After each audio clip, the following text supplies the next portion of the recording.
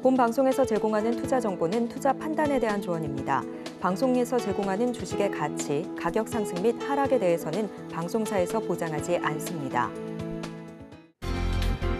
실시간 정보 브리핑입니다.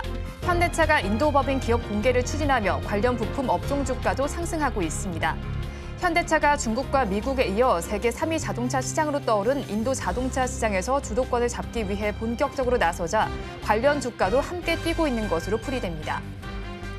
다음 소식입니다. 중국인민은행이 정책금리인 1년 만기 중기 유동성 지원 창구 금리를 10개월 연속 동결한다고 밝혔습니다. MLF 금리는 사실상 기준금리 역할을 하는 대출 우대 금리의 기준이 되는 만큼 오는 20일 발표 예정인 LPR2 동결 가능성이 커졌습니다. 세 번째 소식입니다. 국내 주요 증권사들이 국내 수출 호조와 하반기 금리 인하 기대감으로 외국인 투자의 순매수가 이어질 것으로 전망했습니다. 메모리 반도체와 전자기기 등 수출 단가가 개선되는 업종을 중심으로 상승세가 이어지며 코스피 지수가 2년 반 만에 2,800선까지 회복할 것으로 예측했습니다. 마지막 소식입니다. 현대로템이 순수 우리 기술로 개발한 대한민국 고속철이 처음으로 수출됩니다. 현대로템과 코레일은 민관 합동으로 우즈베키스탄 철도공사가 발주한 2,700억 원 규모의 고속철 차량 공급 사업을 수주했습니다. 거기에 방산부문 기대감도 있는 만큼 앞으로 예의주시해 보시기 바랍니다.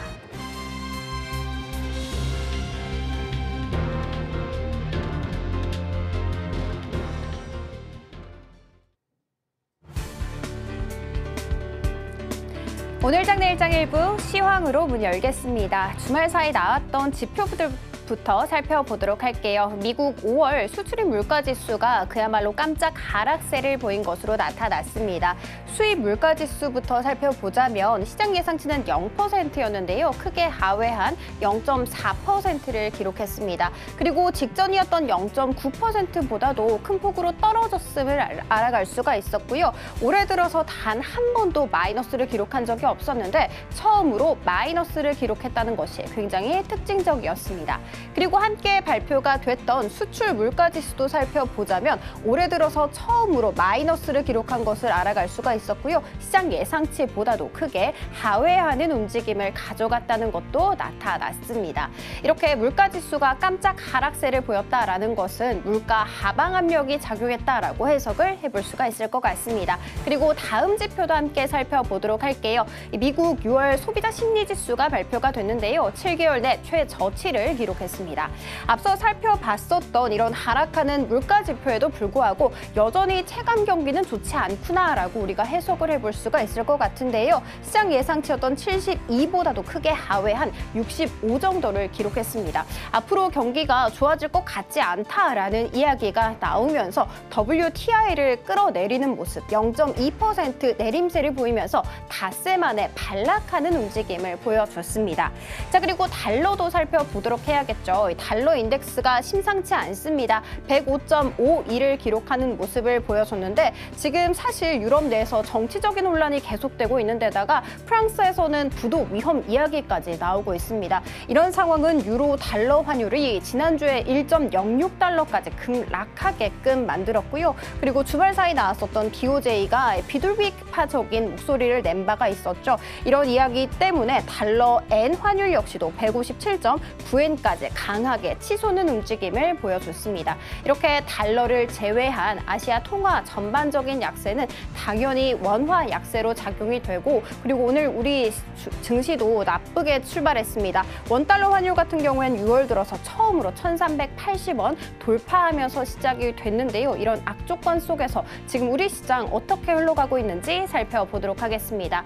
오늘 코스피, 코스닥 모두 약보합으로 출발했고 지금 현재도 파란불을 켜내고 있는데요. 특히 코스피 같은 경우에는 5거래일 만에 하락 전환했다라는 거 알려드리면서 코스피 지수부터 살펴보도록 하겠습니다.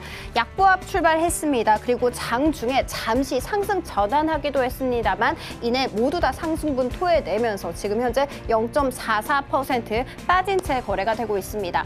오늘 시가총액 상위 종목들 1위부터 15위까지 단 3종목을 제외한 모든 종목들이 파란불을 켜내고 있는데요. 그 3종목 SK하이닉스, SK하이닉스, 현대차, 기아 이렇게 있습니다. 현대차, 기아 같은 경우에는 특히 4에서 5%가량의 급등세를 보여주고 있는데요. 잠시 후에 섹터에서 살펴보도록 하겠습니다. 자, 그러면 수급 상황 살펴보도록 할게요. 오늘 기관과 외국인 동반 매도세를 보이면서 지수 하방 압력으로 작용이 되고 있는데요. 특히 기관 같은 경우에는 3거래를 연속해서 매도세를 보이고 있고 SK하이닉스와 삼성전자를 위주로 강하게 물량을 매도하고 있습니다. 외국인 살펴보도록 할게요. 4거래일 만에 발을 빼는 모습이고요. 가장 많이 팔고 있는 종목은 에코프로, 머티입니다. 자, 그렇다면 코스닥도 한번 살펴보도록 하겠습니다. 약보합 출발했습니다. 그리고 장중에 잠시 상승 전환을 하는 모습이었습니다만 11시 들어서 그 상승분을 모두 토해내고 지지부진한 모습을 이어가고 있습니다. 0.3%대 빠지면서 860선이 깨진 채 거래가 되고 있습니다. 오늘 시총상 위주 대부분 혼조세를 보이고 있는 가운데 의료기기, 미용기기 관련 종목인 라메디텍이 오늘 신규 상장을 알렸죠. 장 초반에 250%까지 급등세를 보이기도 했습니다만 상승분 일부 토해냈다라는 점 알고 가시면 좋을 것 같고요. 그리고 국방부 장관의 루마니아와 폴란드 방문 소식으로 인해서 방산 종목들이 꿈틀꿈틀 움직이기 시작했습니다. 그리고 아프리카 돼지열병 발생 소식으로 인해서 일부 종목들이 빨간불을 켜내고는 있지만 그래도 조금 상승 탄력은 둔화되어 있는 안타까운 모습, 그리고 대체적으로 산발적으로 움직이고 있고요. 주도주는 조금 부족한 상황입니다. 자, 수급 상황 이어서 살펴보도록 하겠습니다. 여기에서도 외국인과 기관이 동반 매도세를 펼치고 있습니다. 특히 기관 같은 경우에는 3거래를 연속해서 매도세를 펼쳐주고 있는데요. 가장 많이 팔고 있는 종목은 그리드 위즈, 그러니까 최근에 신규 상장을 알린 종목인데요. 장중에 지금 두 자릿수 급락세를 면치 못한다까지 알려드리도록 하겠습니다. 자, 이런 상황 속에서 그래도 빨간 불빛을 뽐내고 있는 것은 자동차 관련 종목인데요. 한번 살펴보도록 하겠습니다. 현대차가 인도법인 IPO를 알렸습니다. 지금 현대차 같은 경우에는 인도법인 실적 추이 살펴봤을 때 2020년부터 시작해서 지금까지 꾸준히 우상향하고 있습니다. 매출액과 당기 순이익 모두 다 오름세를 펼쳐주고 있는데요. 인도 시장 꼭 잡아야 한다라는 말 많이 들어보셨을 것 같은데 인도가 지금 GDP 성장률이 정말 가파르게 올라가고 있는 데다가 인도 자동차 판매 대수 보면은 중국과 미국에 이어서 세계 3위라고 합니다. 와, 꼭 잡아야 될 것 같다라는 생각이 드는데 누가 갖고 있는지 한번 살펴봤더니 마루티 스즈키라는 기업이었습니다. 인도의 마루티 그리고 일본의 스즈키가 합작해서 만든 회사인데요. 지금 41% 정도의 강한 점유율을 가져가고 있고 그리고 시가총액을 봤을 때도 압도적인 1위를 기록하고 있구나라는 것을 알아갈 수가 있었죠. 그리고 2위 누가 차지하나 봤더니 현대차였습니다. 시장 점유율 지금 현재 한 15% 이상을 가져가고 있는데요. IPO 잘 추진이 된다면 시가총액이 예상되는 금액 23조 7천억 원에 이를 것이고 그리고 IPO를 통해서 자금을 조달할 텐데 한 4.1조가량을 조달할 것이다라고 이야기 나오고 있습니다. 지금 이 4조 넘는 금액은 인도 증시 사상 최대를 기록한 것이다라는 거 알고 가시면 좋을 것 같고 이 조달금으로 인도의 생산시설을 추가로 짓고 또 판매망도 재정비할 것이다라고 이야기를 꺼내놨습니다. 이렇게 IPO가 잘 추진이 되게 된다면 현대차 주가는 18.8%에서 최대 29.9%까지 강하게 치솟을 것이다라는 긍정적인 전망이 나오고 있습니다. 자, 이런 소식 속에서 관련 종목들 어떻게 움직이고 있는지 살펴보도록 할게요. 역시나 현대차 같은 경우에는 오늘 장중에 28만 5천 원 터치하는 움직임 가져갔습니다. 52주 신고가를 갈아치우는 경신 토해냈고요. 그리고 기아 같은 경우에도 오늘 12만 9천 원까지 급등세를 보이면서 정말 13만 원을 목전에 두고 있습니다. 그리고 SL 같은 경우에는 4월 중순부터 시작해서 주가가 꾸준히 우상향 그래프를 그려가고 있는데요. 오늘도 4% 넘는 불기둥을 뽑아내고 있고요. 화신과 SG 글로벌 같은 경우에도 두 자릿수 강세에 이어가고 있습니다. 자, 이렇게 오늘 시강 살펴봤고요. 남은 오후장도 저희와 함께 하시면서 현명한 투자 전략 세워가시면 좋을 것 같습니다. 지금까지 시황센터 장은희였습니다.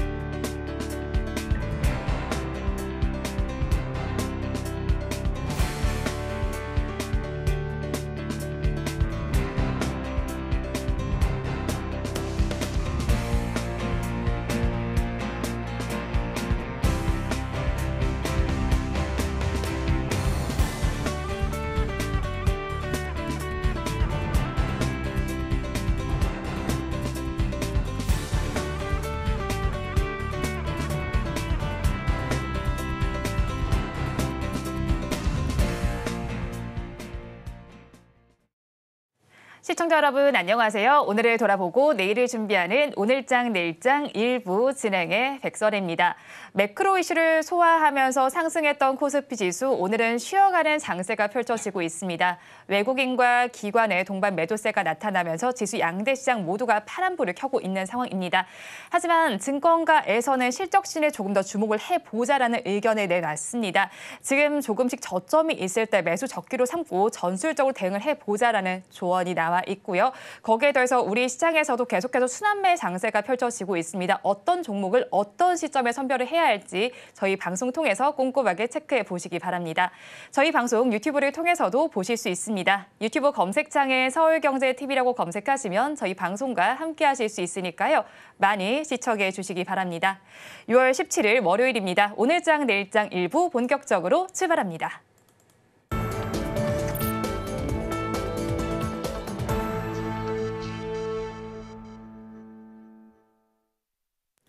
오늘도 두 분과 함께 수익이 될 만한 뉴스를 꼽아서 전해드리겠습니다. 알파경제 김종효 이사, 나도투자연구소 이재규 본부장과 함께합니다. 어서 오세요. 안녕하십니까. 안녕하세요.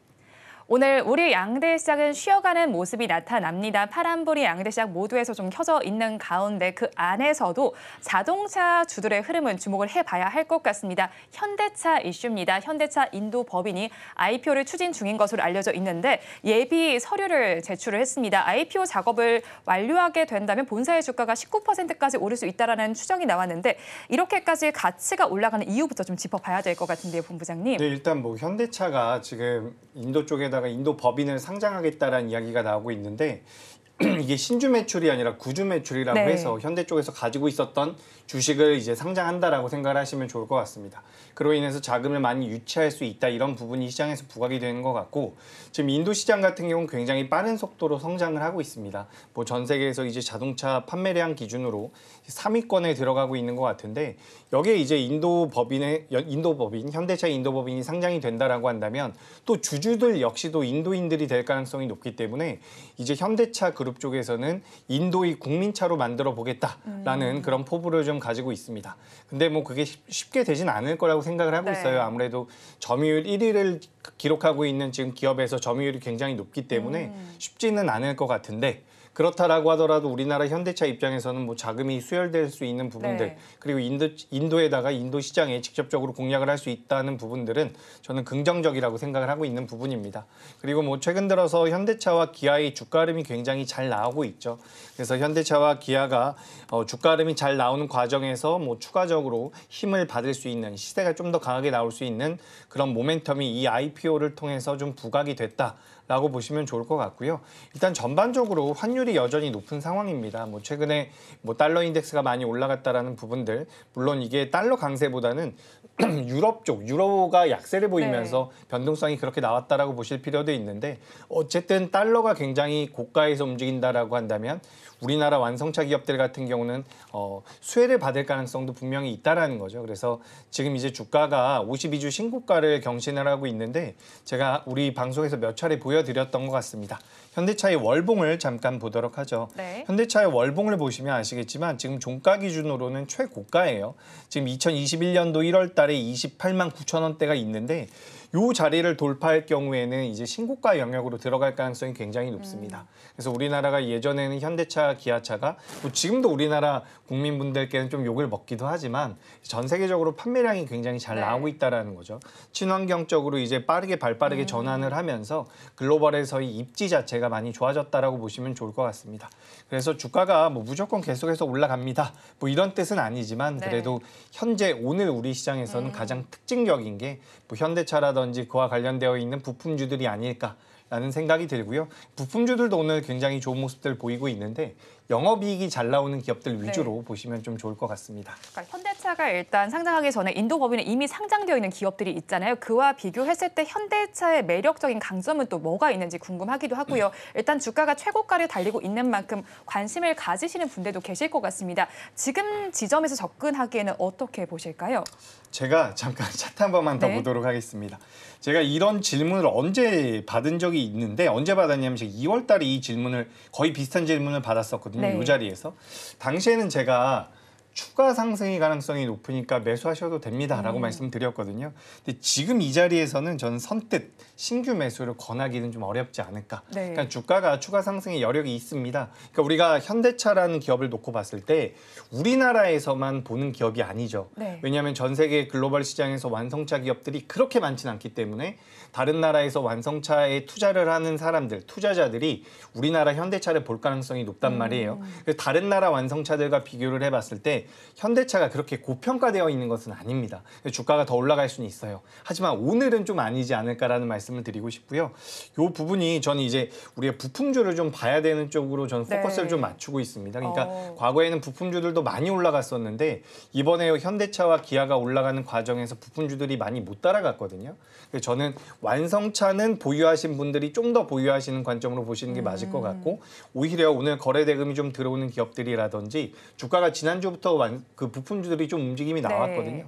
부품주들 보시는 게 어떨까라는 의견 드리겠습니다. 네, 지금 시점에서는 완성차 업체보다는 부품주를 바라보자라는 의견이셨는데 IPO 기대감 속에서 어쨌든 앞서서 본부장님 말씀처럼 부품주는 상대적으로 상승력이 덜했단 말이죠. 그런 만큼 완성차 업체들과 비교했을 때 키 맞추기 주가가 할 수 있을까요?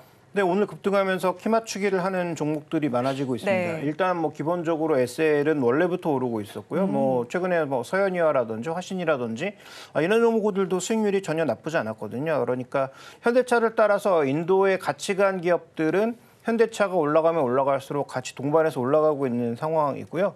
자, 오늘 외국인들의 전체적인 창구 매매 상황을 보면 외국인들이 오늘 사고 있는 주요 종목군들, 뭐 아시는 것처럼 운수장비 업종에 오늘 대거 매수가 들어오고 있는데 이 운수장비 업종은 지금 현대차, 기아차만 있는 게 아니죠.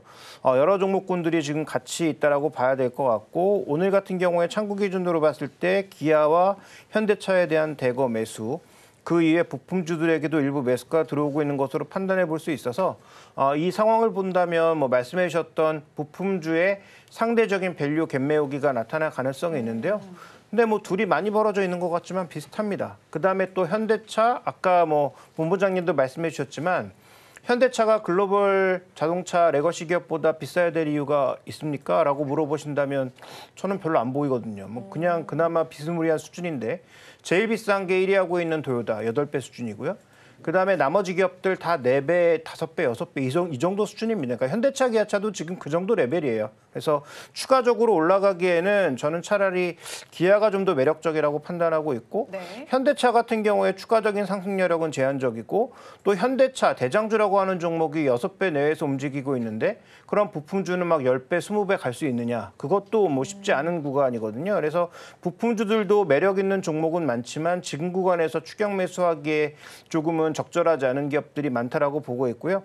개인적으로는 뭐 예전에도 말씀드린 것 같은데 HL 만도하고 SL 정도로 계속 좋게 보고 있는데 네. 현재 이 두 종목 중에 HL 만도는 밸류에이션보다는 이익의 반전 가능성 때문에 조금 더 오를 것으로 보고 있고 SL 같은 경우에도 주가가 좀 많이 올라서 밸류에이션 저평가 매력은 많이 희석됐다라고 좀 봐야 되는 상황입니다. 그래서 추가적으로 지금 뭐 더 사야 된다, 신규 매수를 해야 된다라고 말씀드리긴 어렵고 이들 종목은 보유하신 분들은 적어도 이 이벤트가 조금은 더 상승력이 남아 있는 것으로 보고 있기 때문에 조금 더 홀딩해서 가져가자 이렇게 보고 있습니다. 일단 모멘텀이 남아있는 만큼 홀딩을 하는데 SA 이제 말씀을 해주셨는데 오늘도 주가 변동성이 꽤 크게 나타나거든요. 어떻게 바라보셨습니까? SL은 제가 과거에 쌌을 때부터 좀 좋게 봤던 종목이고요. 뭐 여기서 말씀드리진 않았지만 다른 데에서는 뭐 주가 오르기 한참 전부터 아마 1월 달에 제가 아마 다른 곳에서 이 종목을 추천했던 것 같은데 근데 이 종목 같은 경우에는 지금 현재 구간에서 PR 4배일 때 말씀드렸던 종목이란 말이에요. 네. 근데 주가가 급등하면서 지금 그 매력이 꽤 사라진 상황이에요. 그럼 SL의 수익이 앞으로 급격하게 올라가려면 자동차의 판매량이 대거 늘던지 인도 쪽에서 뭔가 확실한 어떤 모멘텀이 나와야 되는데 인도 시장은 잘 생각하셔야 됩니다. 3위라고 하지만 2등과 엄청난 격차가 나는 3위죠. 1위 중국입니다. 3천만 대예요. 2위 미국입니다. 1,600만 대예요. 3위 인도입니다. 500만 대가 조금 안 됩니다. 네. 그다음에 인도에서 판매되는 차량은 인도의 최고 부호들이 사는 고가 차량을 제외하면 다 뭐 1,000만 원에서 2천만 원 사이의 엄청난 저가 차량들이죠. 고마진이 아니거든요. 네. 그래서 여기서 판매량이 좀 늘어날 수 있어도 마진을 크게 늘려가기에는 쉽지 않다라는 측면으로 접근해 볼 수가 있겠고요. 아까 본부장님도 말씀해 주셨지만 스즈키의 장악력이 워낙 뛰어난 상황이라서 현대기아차가 공격적으로 드라이브를 걸려면은 많이 짓는 게 중요한 게 아니고 더 좋은 가격을 들이미는 게 중요한데 현대차, 기아차의 최근의 가격을 봤을 때 그게 과연 가능할 것인가에 대해서는 저는 조금 의문점이 남아서 오히려 IPO로 인해서 대부분의 숫자가 다 밝혀진 상황이잖아요. 3조 정도 현금 조달할 거고 시총도 얼마 정도의 규모가 될 거고 다 알려진 호재에 흥분할 필요가 있나? 라는 판단이고요. 그래서 관련된 부품주에 대해서는 미리 사지 않았다면 지금 구간에서의 추격 매수는 쉽지 않다. 오히려 저는 뭐 기아 쪽에 좀 더 매력이 있다 이렇게 네. 보고 있습니다. 일단은 부품주 단에서도 지금 접근하기 어려운 부분들이 있는 것 같습니다. 이어서 일정과 관련해서 의료계와 또 정부의 갈등 한번 이야기해 보겠습니다. 내일입니다. 대한의사협회가 집단 휴진을 강행할 예정입니다. 이에 따라서 저희가 살펴본다면 비대면 의료 원격 진료 쪽을 봐야 하는데 오늘 섹터 전반은 지금 약세를 보이고 있고요. 인성정보의 경우에 대장주격으로 움직이는데 오늘 장중에 14%까지 올랐다가 지금 그걸 모두 반납하는 모습이 나타납니다. 아직 갈등이 해소되지 않은 상황인 만큼 이슈가 계속해서 불거질 때 추적 관찰을 해봐야 할까요? 네, 일단 오늘 특징적으로 움직임이 나와서 준비를 해왔는데 테마성이 굉장히 짙죠. 그렇기 때문에 우리가 투자의 관점으로 보시기보다는 뭐 매매의 관점으로는 적합하다라고 생각을 하고 있습니다. 지금 뭐 시장에서 우리가 많이 알려져 있었던 기업으로는 유비케어라든지 또 인피니트 헬스케어 그리고 인성정보 뭐 이런 기업들이 많이 언급이 되고 있었는데 최근엔 또 이제 토마토 시스템이라는 기업도 많이 엮여 있는 것 같습니다. 그래서 토마토 시스템 같은 경우는 오늘도 주가람이 좀 견고하게 나오고 있는 부분이죠. 근데 이게 이제 내일까지 내일 관련돼 가지고 비대면 관련 종목군들이 움직일 만한 모멘텀들이 부각될 수 있다라고 보고 있기 때문에 아마 개인 투자자분들께서 많이 매매를 하고 계실 가능성이 높아요. 지난주에서 이번 주로 넘어오면서 이 비대면 관련되어 있는 종목군들과 저출산 관련되어 있는 종목군들을 많이 보시는 것 같더라고요. 네. 그래서 제가 이 정부 쪽에 관련되어 있는 내용들이 나오면 어떤 식으로 좀 대응을 하는 게 좋을까라고 좀 말씀을 드리고 싶어가지고 제가 오늘 이 인성정보를 비대면 쪽으로 준비를 좀 해왔는데 이 인성정보가 포함되어 있는 비대면 쪽이라든지 그리고 저출산과 관련되어 있는 부분들 같은 경우는 지금 전반적으로 종목군들의 흐름이 나쁘지가 않습니다. 네. 그러니까 우리가 정부에서 무슨 내용을 내놓는다라고 해서 모든 종목군들이 올라가는 건 아니거든요. 근데 종목군들을 전반적으로 좀 살펴보게 되면 오늘 이제 비대면 같은 경우는 인성정보를 제외하고는 살짝 주가 흐름이 안 좋다라고도 볼 수가 있지만 지금 시장에서 부각이 되고 있는 식음료라든지 오늘은 밀리고 있지만 화장품 관련주들 이런 종목군들을 빼고는 지금 52주 신저가를 깨고 내려가는 종목군들도 굉장히 많습니다. 근데 그런 과정에서 비대면 관련주들이 전반적으로 하방 경직을 보이고 있다는 것은 우리가 좀 관심을 가질 필요가 있다는 부분이고요.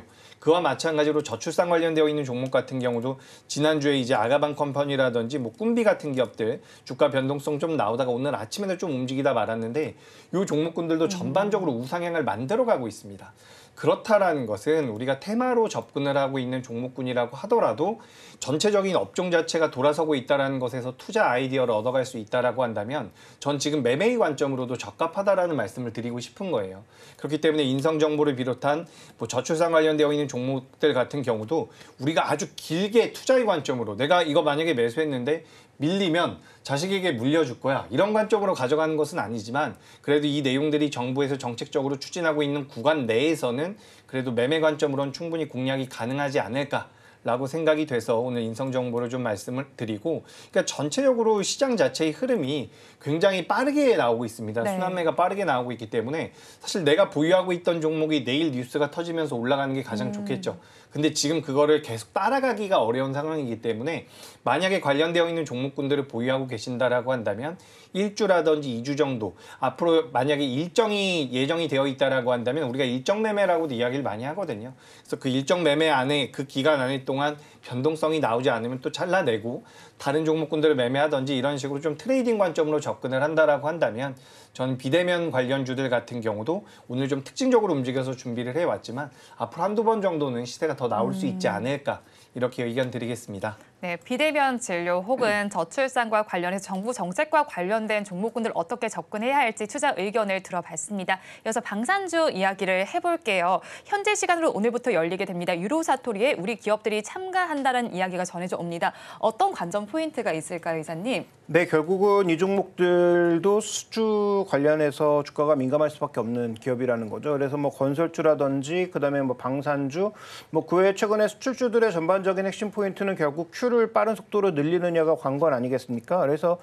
이들이 최근에 이제 폴란드까지는 잘 열었고 2차까지도 잘 열은 상태에서 추가적인 지역으로의 확대가 가능하느냐가 이제 관건인데 뭐 중동 쪽에서 이제 추가 수주가 좀 더 있을 가능성, 그다음에 유럽 쪽에서 특히 동유럽과 관련돼서 러시아와 지금 뭐 국경을 맞대고 있거나 거의 뭐 주변국으로 취급할 수 있는 그런 국가들에서 추가 수주가 나올 거냐가 관건인데 결국은 조건이 될 것 같아요.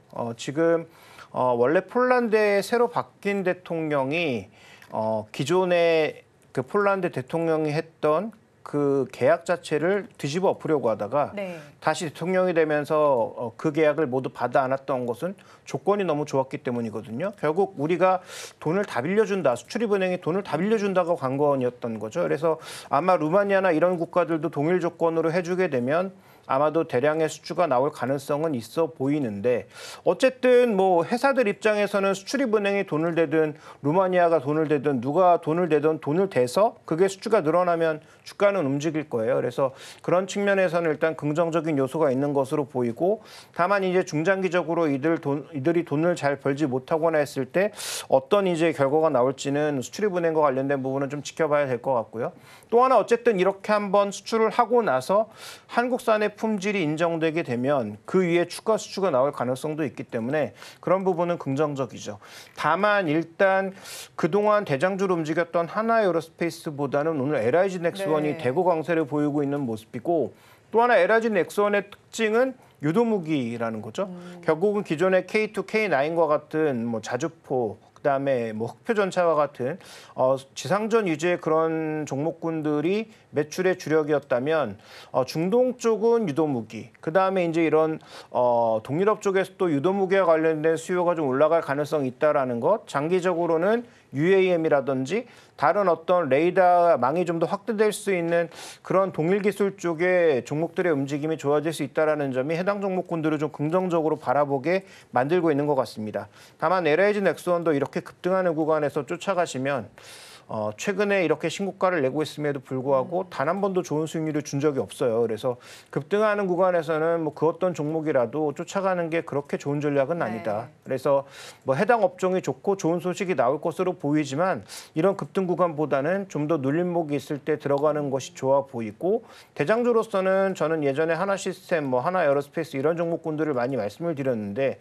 지금은 상대적으로 덜 올랐고 오히려 추가적인 상승 모멘텀은 좀 더 있어 보이는 한국항공우주를 저는 대장주로 꼽고 싶습니다. 네, LIG 넥슨 오늘 급등세 보이고 있습니다. 15% 넘게 상승하면서 20만 3천 원 선 정도의 거래가 되고 있고요. 상대적으로 덜 올랐던 한국항공우주까지도 살펴보시기 바랍니다. 이어서 LG전자 이야기 해보겠습니다. 벌써 많이 더워졌습니다. 이에 따라서 냉방 시스템 그리고 에어컨 많이 사용하실 텐데요. LG전자가 여기서 부각을 받을 것으로 보입니다. KB증권에서 리포트가 나와 있습니다. 지난달 28일에는 사실 뭐 AI 모멘텀으로 주가가 올랐다가 그 이후로는 주가가 계속해서 힘을 내지 못하고 있었습니다. 주가 반점의 모멘텀으로 이 리포트 작용할 수 있을까요?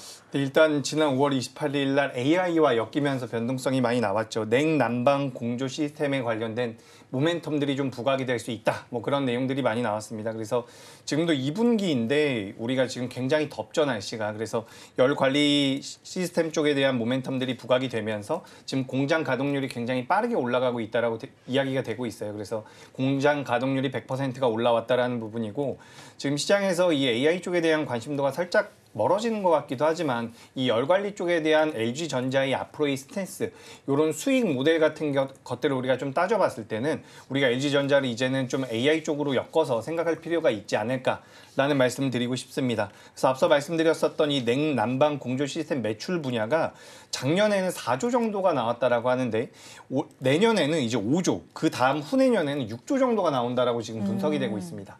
매년 매출이 1조씩 늘어난다는 거예요. 매년 혹은 2년에 한 번씩 1조가 늘어난다라는 건데 뭐 연간 단위로 해서 5천억에서 1조가 늘어난다라는 것은 굉장히 긍정적인 부분이죠. 그래서 우리가 우스갯소리로 LG전자, 가전제품의 LG전자라는 이야기도 많이 하는데 실제로 LG전자가 굉장히 저평가되어 있다라고 우리가 볼 수 있는 부분들이 있습니다. 그래서 지난 5월 28일 날 냉난방 공조 시스템이 시장에서 부각이 되면서 굉장히 강하게 올라왔다가 네. 그 이후에 정말 힘없이 쭉쭉쭉 밀려 내려왔거든요. 근데 오늘도 이제 양봉이 좀 나와주는 모습 보이면서 여기서 저점을 한번 더 다지는 모습이라고 생각이 되고 있습니다. 그래서 제가 이제 종목들을 말씀을 드릴 때 좀 특징적인 종목군들을 많이 말씀을 드리는데 LG전자 같은 경우는 한 번 정도 공략해봐도 되지 않을까 저는 그런 생각도 들기 때문에 말씀을 드리는 부분이고 만약에 이 종목을 실제로 공략을 해본다라고 한다면 네. 뭐 손절가는 한 4% 정도 96,000원 정도로 잡아보시면 좋을 것 같습니다. 그래서 저는 LG전자가 지금부터 주가 흐름상 좀 개선될 여지가 있다라고 보고 있으니까 이 부분 참고하시면 좋을 것 같고요. 그리고 오늘 좀 특징적인 게 지금 LG전자뿐만 아니라 LG 디스플레이도 좀 올라오고요. 네. LG 이노텍은 그동안 많이 올라왔기 때문에 오늘 강하진 않은데 뭐 보합권에서 머물러 있고 그리고 LX 세미콘도 오늘 좀 강하게 반등을 하고 있거든요. 어떻게 보면 LG향 기업들이 오늘 조금씩 반등을 하고 있는 것 같아요. 그래서 그룹 순위에서 좀 밀려났다라는 내용들이 있는데 네. 그것 때문인지 저가 매수가 좀 들어오는 건지 오늘 LG전자를 비롯한 LG 그룹주들 주가는 조금씩 괜찮아지고 있는 것 같으니까 관심 좀 가져보시면 도움이 될 것 같습니다. 네, LG전자를 비롯해서 오늘 LG그룹주의 주가 괜찮습니다. 한번 주시해 보셔도 좋겠습니다. 이어서 화장품주 관련된 이야기 해보겠습니다. 미국발 수출 모멘텀까지 부각이 되면서 앞으로도 수출 개선이 더 기대가 되는 상황입니다. 하지만 고점에 대한 부담감 때문인지 오늘은 화장품 섹터 전반이 약세를 보이고 있습니다. 그중에서도 실리콘2 이야기를 좀 해보고 싶은데요. 오늘 주가 역시나 좀 빠지고 있는 모습입니다. 하지만 고점이기 때문에 약간의 조정이 나온다. 이렇게 해석을 해볼 수 있지 않을까요? 네, 뭐 일단 지금 이렇게 잘 가고 있는 종목에 대해서 뭐 우리가 굳이 뭔가 어깃장을 놓을 필요는 없지만 다만 한 가지 주의할 것은 뭐 요즘도 그런 얘기를 잘 쓰지 않지만 제가 주식을 처음 배울 1999년 뭐 2000년도만 해도 소위 이제 젊은 시세, 늙은 시세라는 말을 했거든요. 그러니까 거래가 막 붙고 그 다음에 이제 신규 거래, 뭐 거래가 압력이 증가하면서 막 활발하게 올라가는 그런 종목군들은 주로 젊은 시세라고 부르고 거래도 줄고 진폭도 줄고 상승 탄력이 줄어들면 늙은 시세라고 부르죠.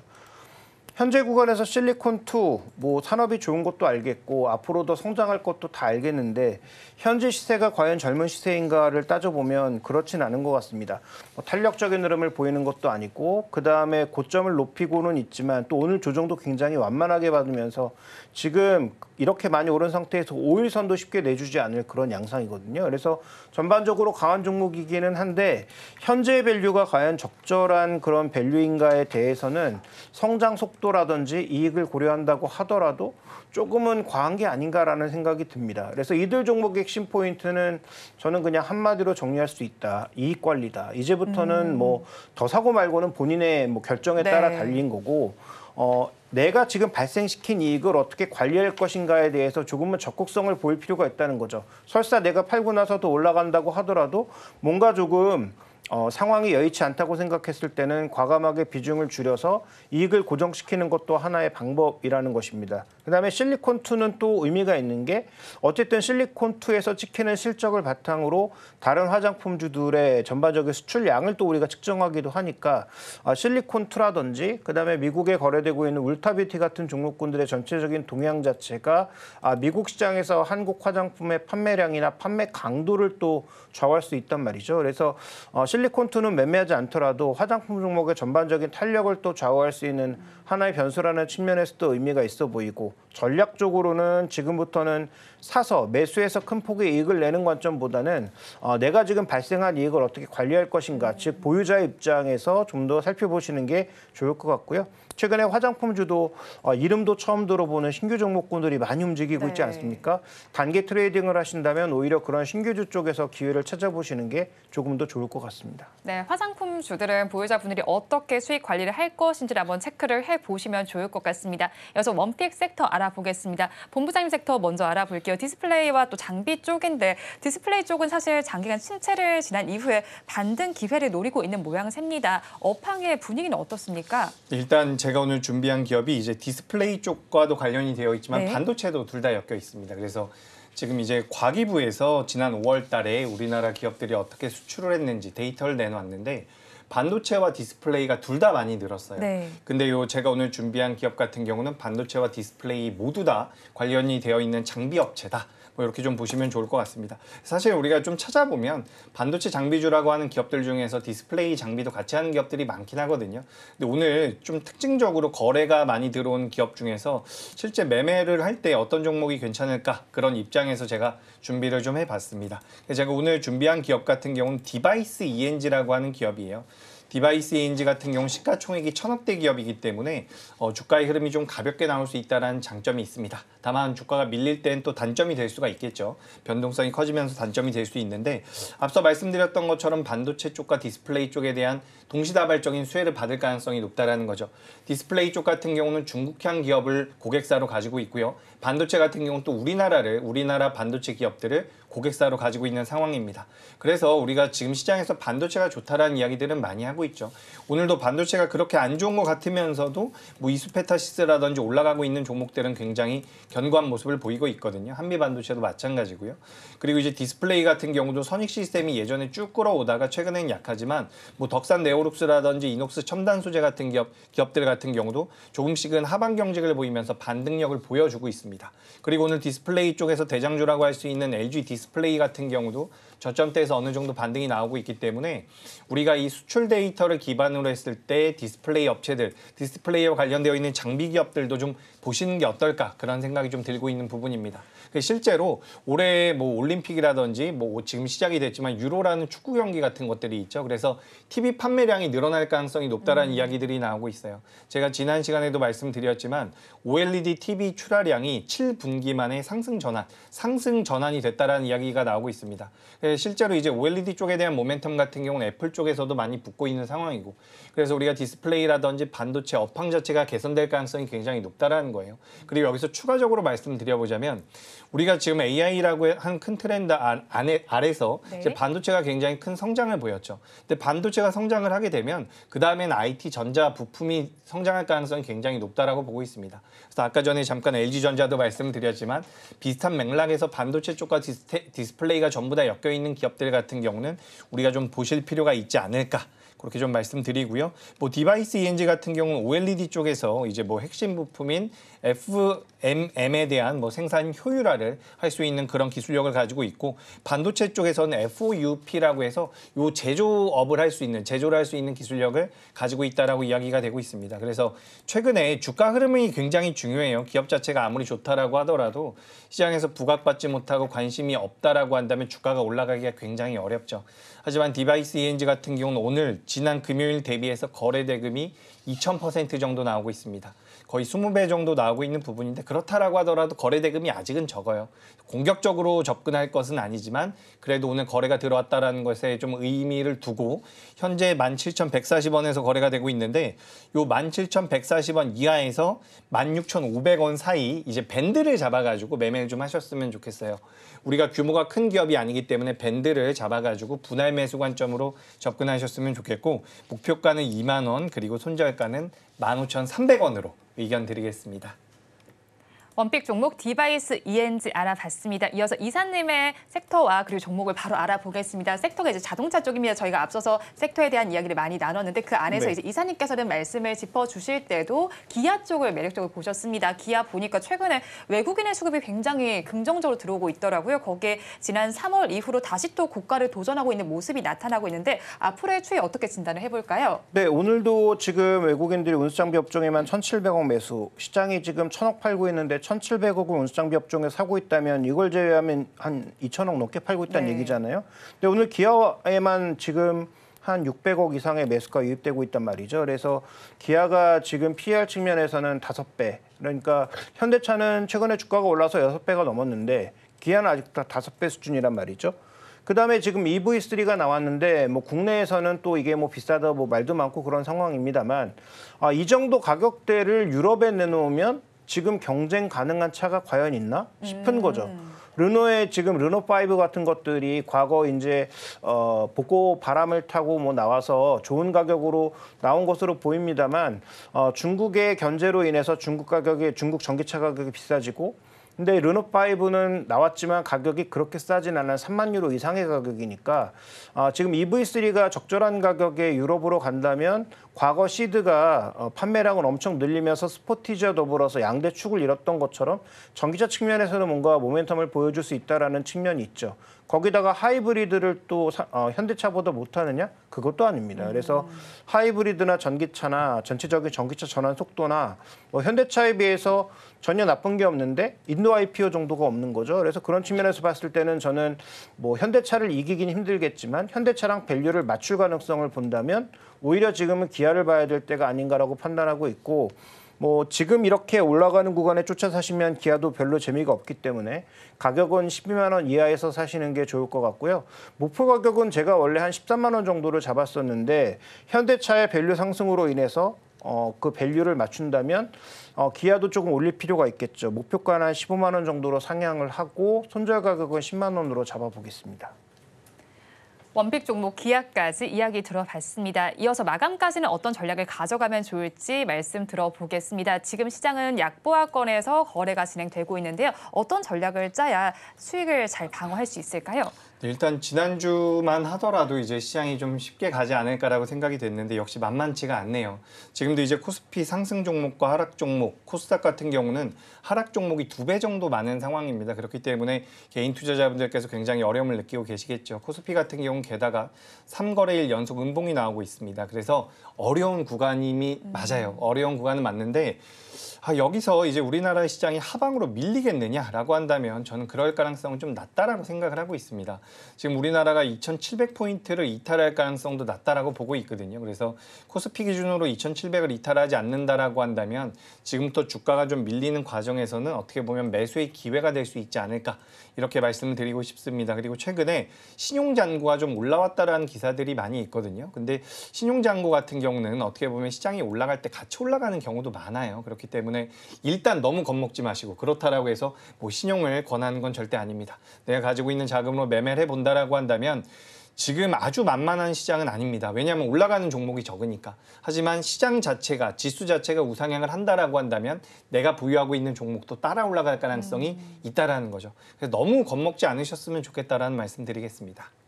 네, 시장에 대해서 너무 겁먹지 말자라고 조언을 해주셨고요. 이사님께도 의견을 들어보겠습니다. 어쨌든 시장이 쉬어가는 자리니까 마감까지 어떤 포인트들 체크를 해볼까요? 네, 일단 유가증권 시장은 중요한 것은 저는 그동안 2,700선 중심으로 스윙 정도다, 지수에 관심 가질 필요 없다 이런 말씀을 계속 드려왔는데 지금은 조금 바뀌고 있는 게 저점이 올라가면 얘기가 달라질 수 있죠. 그래서 아까 이재규 본부장이 얘기했던 대로 만약에 2,700선 정도에서 지지선이 형성되면서 저점을 올리는 그런 양상으로 가게 되면 여기서 V자형의 반등은 안 나오겠지만 저점과 고점이 조금씩 올라가는 그런 장세로 바뀔 가능성이 있단 말이에요. 그래서 저는 유가증권 시장의 핵심 포인트는 이렇게 박스권인데 우상향하는 박스권으로 바뀌느냐가 관건이다. 그러면 그 첫 번째 단계는 바로 저점을 높이느냐, 고점을 높이는 건 그 다음이에요. 저점을 높아지느냐가 관건이고요. 그 다음에 이제 두 번째 포인트로 우리가 살펴봐야 될 것은 코스닥 시장은 지금 7월 달까지 제가 알기로는 거의 매주 한두 개씩 신규 종목들이 계속 들어옵니다. 이건 코스닥 시장에 좋은 얘기가 아니에요. 자금이 제한적인 상황에서 전 거래일도 그랬지만 신규 상장된 종목의 거래가 집중되고 다른 종목의 힘이 쫙 빠지는 그런 양상. 그다음에 오늘도 지금 라메디텍 들어왔고 이제 이노스페이스도 들어오고 이런 종목군들이 들어오면서 하루에 조 단위로 거래대금을 쭉 흡수해 가면 다른 종목군들의 탄력이 붙을 수가 없는 그런 구간으로 간단 말이에요. 더 나쁜 건 차라리 이런 공모주라도 뭔가 힘이 붙어서 쫙 끌고 가면 괜찮은데 공모주도 거래대금만 쭉 흡수하고 그냥 무너져 버리는 상황으로 5월 달부터 계속 전개가 돼요. 그러니까 5월 달부터 상장된 그 종목군들 쭉 살펴보세요. 첫날 그냥 무너지고 주가가 계속 무너지는 종목들이 많습니다. 그러니까 신규 종목이 거래대금만 흡수하고 이렇게 되면은 결국은 신용도 계속 늘고 그다음에 사람들이 물려 있으니까 매매도 못하는 그런 잠겨 있는 자금들이 계속 늘어나게 되거든요. 이 코스닥 시장에 별로 좋은 신호가 아닙니다. 그래서 코스닥 시장에 신규 종목이 나왔을 때 너무 거래대금 흡수가 많고 이쪽으로 시장에 그 에너지가 너무 흡수된다면 코스닥 시장 쪽의 종목군들은 정말 제한된 종목으로 매매하시는 게 좋을 것 같습니다. 네, 어떻게 매매 전략 짜면 좋을지 투자 의견 들어봤습니다. 두 분 말씀 여기까지 듣겠습니다. 지금까지 나도투자연구소의 이재규 본부장, 알파경제의 김종효 이사와 함께했습니다. 고맙습니다.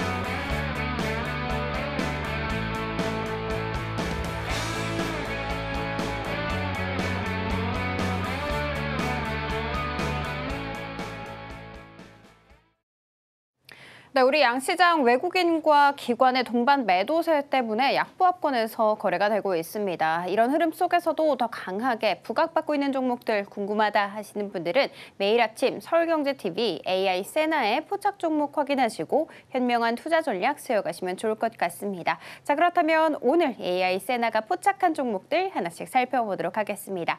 먼저 첫 번째 종목은 파라다이스입니다. 차트는 90점, 실적과 신호강도 85점, 모멘텀 80점, 수급은 70점 기록하면서 총 종합 점수 82점으로 포지션 가능하다라는 것을 알아갈 수가 있었습니다. 북한 리조트나 카지노, 호텔, 스파 등의 사업을 영위하고 있는 코스닥 상장사인데요. 그런데 최근 14일에 코스피 이전 상장 관련해서 공시를 낸 바가 있었습니다. 한국거래소에 제출한 예비심사 청구서가 상장심사 요건을 충족해서 통과했다라는 내용이었는데요. 앞으로 코스피 상장 일정은 이사의 결의 및 유관기관과 협의 결과에 따라서 진행될 예정입니다. 자, 그렇다면 오늘 흐름 어떻게 흘러가고 있는지 살펴보도록 하겠습니다. 전강후약의 모습을 보여주고 있습니다. 장중에 14,520원까지 치솟기도 했습니다만 이제 상승분을 모두 반납하고 저점 부근에서 거래가 되고 있습니다. 자, 그리고 두 번째 종목도 살펴보도록 하겠습니다. 두 번째 종목은 HD 한국조선해양입니다. 실적 95점, 그리고 모멘텀, 차트, 신호강도 모두 90점, 그리고 수급은 85점 기록하면서 총 종합점수 90점으로 포지션 가능하다라는 것을 알아갈 수가 있었습니다. 최근에 외국인이 9거래일 연속해서 순매수 행진을 이어가게 되면서 52주 신고가를 달성하는 기염을 토해내기도 했는데요. 한국을 대표하는 조선, 철강 5개사가 액화수소 운반선, 화물창, 연구를 위한 협력에 나서면서 주가에 긍정적인 영향을 끼친 것으로 풀이가 됩니다. 자, 그렇다면 오늘 흐름은 어떻게 흘러가고 있는지 살펴보도록 하겠습니다. 등락을 계속해서 반복했습니다. 그렇지만 지금 현재는 약세로 흐름을 잡으면서 1% 넘는 약세 보여주고 있습니다. 자, 그리고 마지막 종목 살펴보도록 하겠습니다. 마지막 종목은 HD 현대미포입니다. 차트는 90점 나왔고요. 모멘텀과 수급, 신호강도 모두 85점, 실적은 80점 나오면서 종합점수 85점으로 포지션 가능하다라는 것을 알아갈 수가 있었습니다.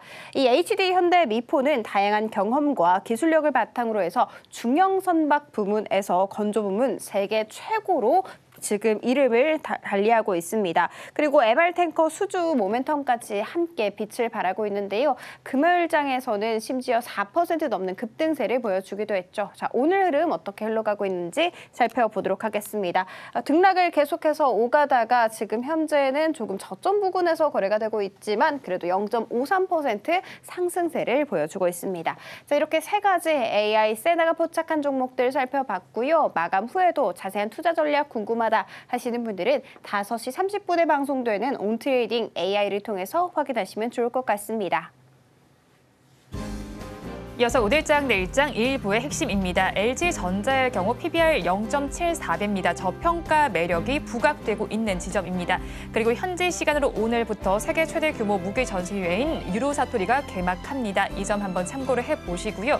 비대면 진료와 저출산 정책과 관련된 모멘텀이 있는 쪽입니다. 추가 상승 가능성 있으니까 이 점 염두에 두시기 바랍니다.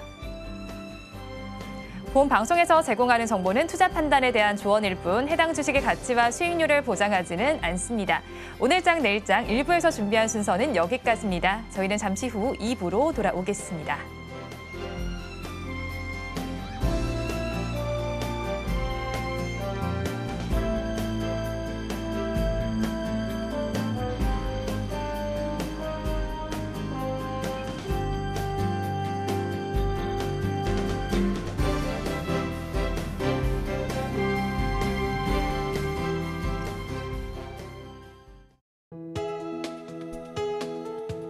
본 방송에서 제공하는 투자 정보는 투자 판단에 대한 조언입니다. 방송에서 제공하는 주식의 가치, 가격 상승 및 하락에 대해서는 방송사에서 보장하지 않습니다.